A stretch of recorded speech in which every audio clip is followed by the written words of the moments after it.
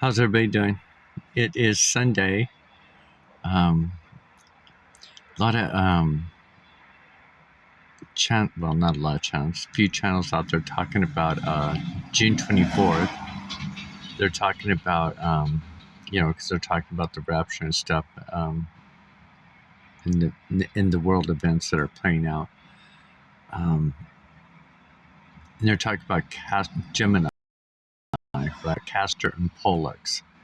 I got to looking into it a little bit more. And Castor and Pollux was given a name, Dioscuri, Dioscuri,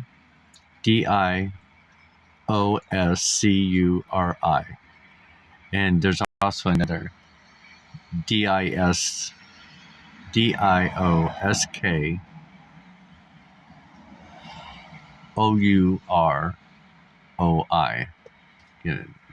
But anyway, so I looked up Dioscuri, and Dios means God, and Curies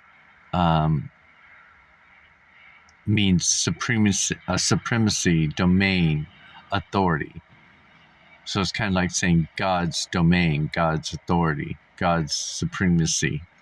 So it's so interesting, right? The story and the whole meaning of the constellations, and how through all these years, how they say we're traveling so fast to, 67,000 million miles an hour or whatever through space, but the only thing that doesn't change is the stars. The stars stay the same every year after year, over and over and over. It's like it's a backdrop, right? To give the sign, the heavens above and below, and all that kind of symbolism. And the thing about what a lot of people are doing is, remember I was talking about how the Bible's in a parable. It's encoded, right? Like, for example, Zeus. Zeus is known as Barmethalio.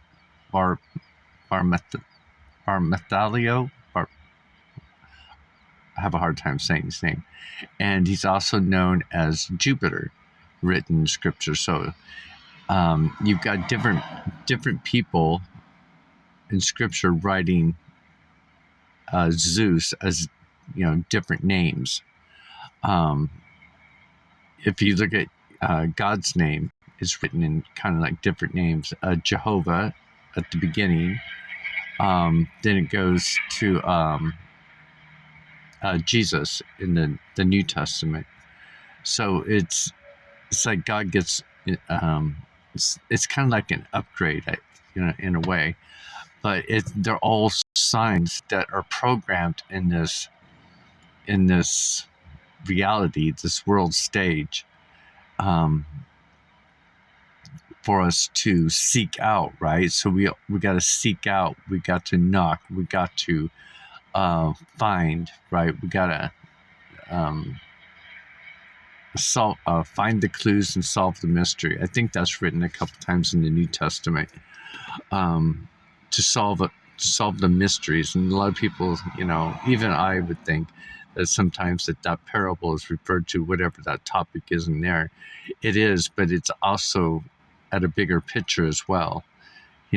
Solve this riddle, right? Solve the reality that you're in. Solve where, go down to your foundation of your body and see the mirror reflection and connect. So, in a way, if I look at Castor and Pollux, it's like saying Castor is somebody who tosses out like a net, cast out, right? Like the casting out of the evil one, right? And locking him up for 1,000 years, or casting those people out, right? And then you've got or Castor as in somebody who can mold something, cast somebody for a particular role, or cast them as a statue or something like that. And then you got Pollux, Pollux, Well, you got POL, like a pole or a pole, right? But look at it as a pool, POOL.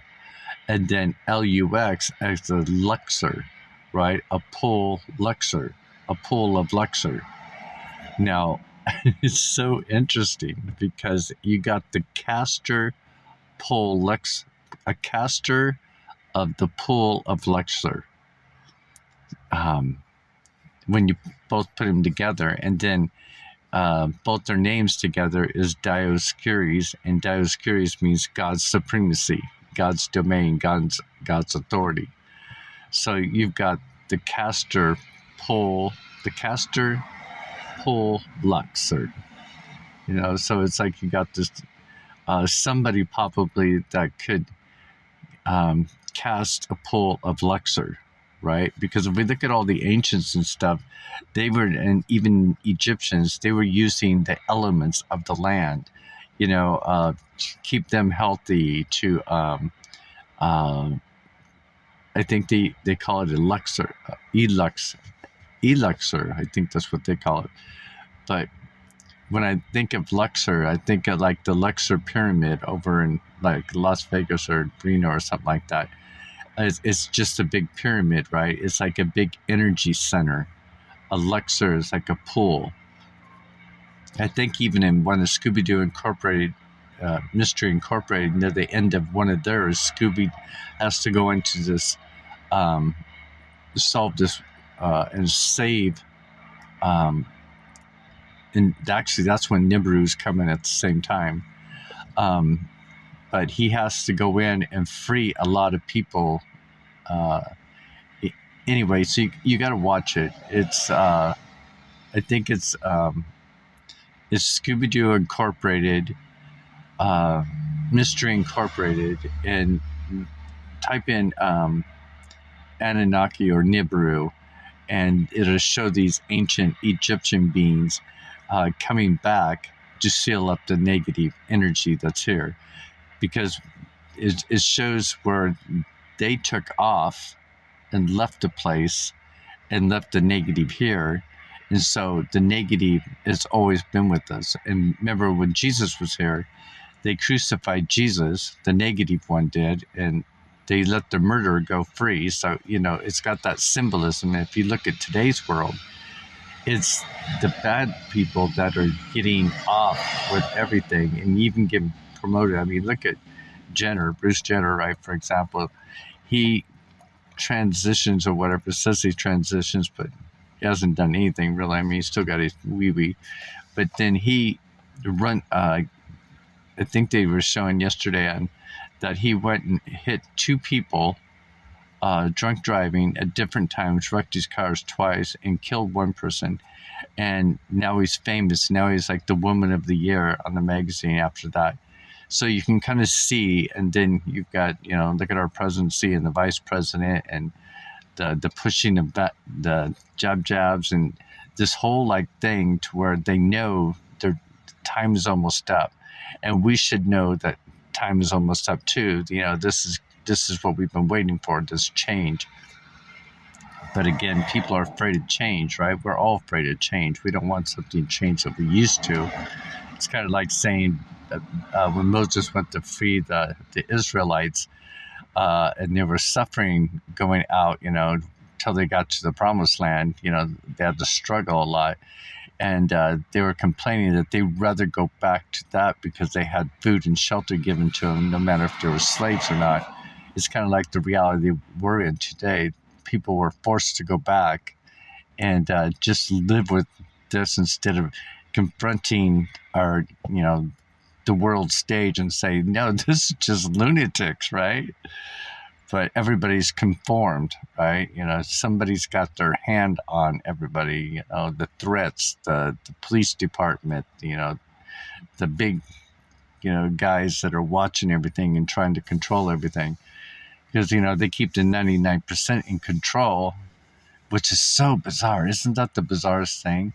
How they can keep the 99% in control, and there's just so few of them.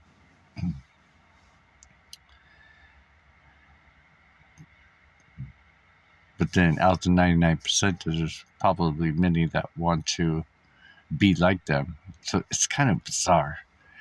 But anyway, again, it's just like this play, this act, and then Pollux. So, and then people are talking about June 24th.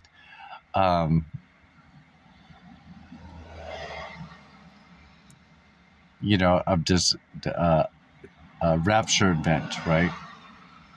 Which I'm all for and I'm all excited, just from the signs I've seen on the images on my face and on my chest and stuff. I know something's about to happen, but I just don't know when or whatever. It's probably going to be a big surprise to me as it is to everybody else. But anyway, I just wanted to get on, do a little Sunday chat and writing down some notes and looking at the signs of what's playing out.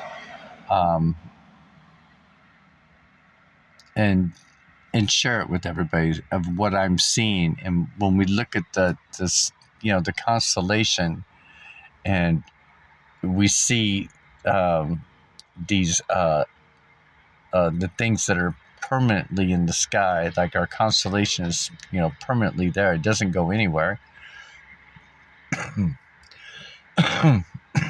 And we got to think, and then there's a dome, but people don't want to see a dome. They don't want to picture that we're trapped in this dome. And it's just so interesting how you have to learn it all by yourself. You have to actually see it and learn it and piece it together and study it.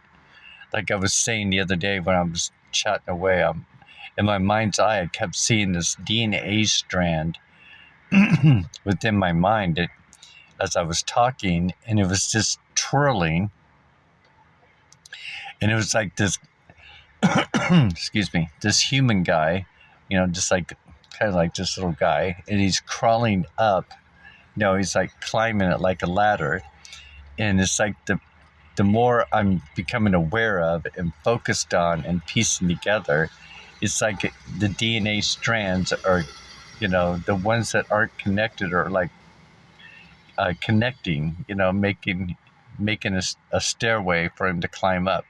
And that's how, I look at this life and this whole learning experience, learning on the physical level of the education and learning on a spiritual level of the education. So when we think of the scripture, think of it as like a mystery machine, because if we're born in sin, everything below our waistline, so born in sin, because below our waistline is Hades and above our waistline going up is to heaven. So we're born in sin. Sin is sign. It's like riding the waves. Or if you see a carousel with, these animals, that's like they're going around. We're going around, right? And so it's like there's this a pole that goes up above us, and it's connected to the dome towards like our energy, right? Because that's the whole point of the dome, of the pyramid on top of our head.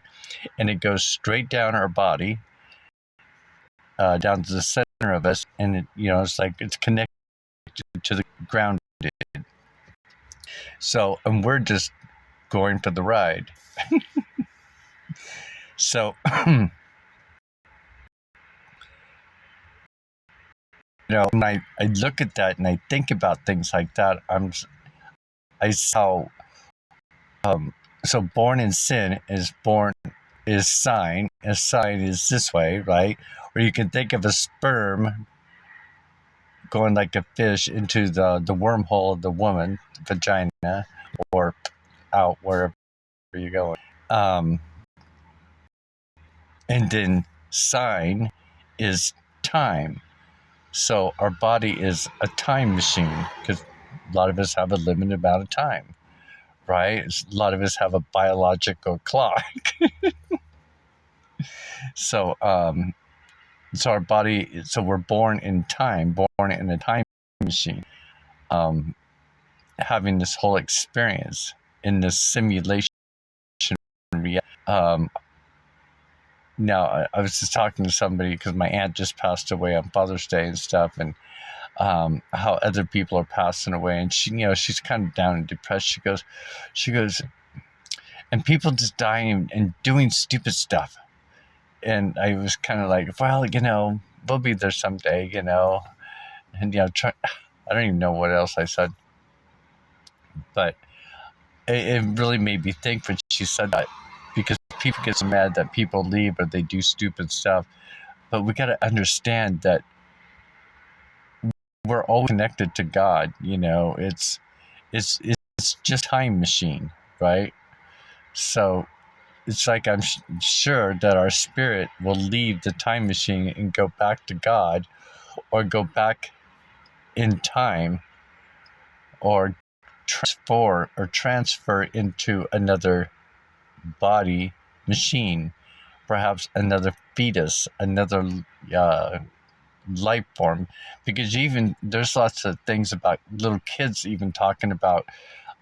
They got videos all over the place of these kids now, younger kids, talking about their past lives before they come in as this child. They're just like, yeah, I was a pilot, and they describe how they went down, and their parents are freaking out, looking at them like, they're reliving this moment, and now they're like, now you're my new parents, and now I live this new life. I'm starting this new life over. So, and then there's this one girl that was a young girl. I don't know, she must be 7, and she was about the things that she did, before she died too. And she's all calm about it too. She goes, yeah, I died. I died like this. I died, and she's talking about how she died. She goes, but now I'm in a new life. You're my new mommy and my new daddy, and I'm starting over in this body.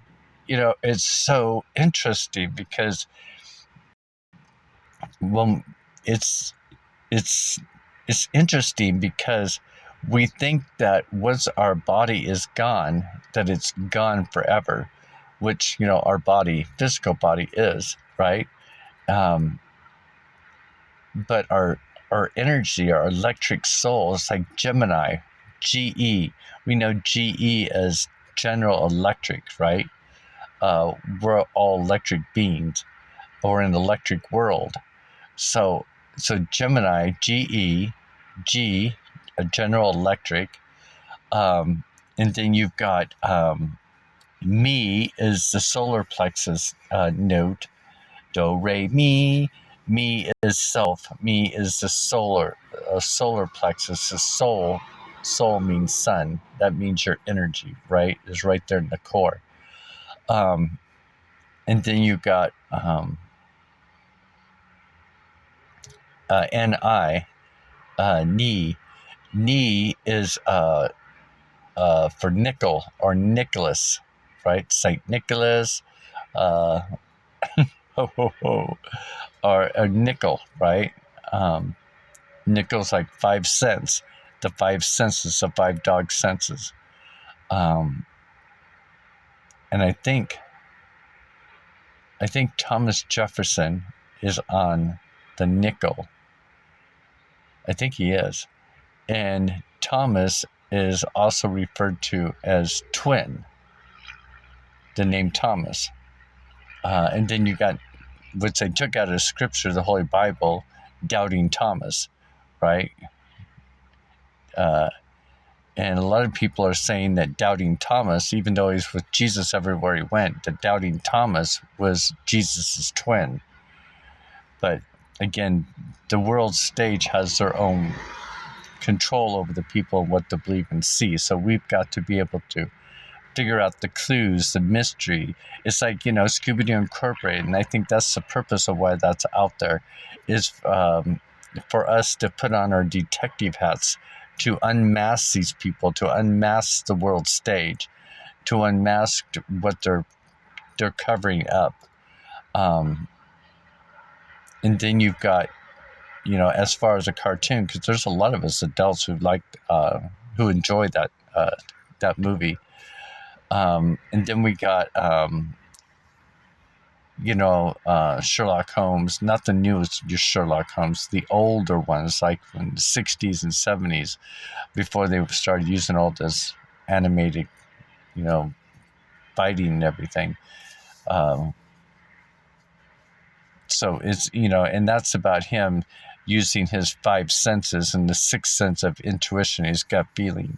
So that is, and it's mostly shown, how he's describing it and using his senses and stuff to figure out and solve clues, which so does the new Sherlock Holmes, but they're dramatic and jumping off trains and doing all this kind of funky stuff. So that's why I was saying, go to the older ones. They give you more clues of understanding. Anyway, I'm going to get off here, and I took a couple of images of my face and stuff. So I want to see if I can see anything new. Probably can't see very much because of the glare. And I did trim my goatee. I might have trimmed it a little too much. Probably couldn't see. Oh, I just noticed there's somebody parked right behind me. Freaky!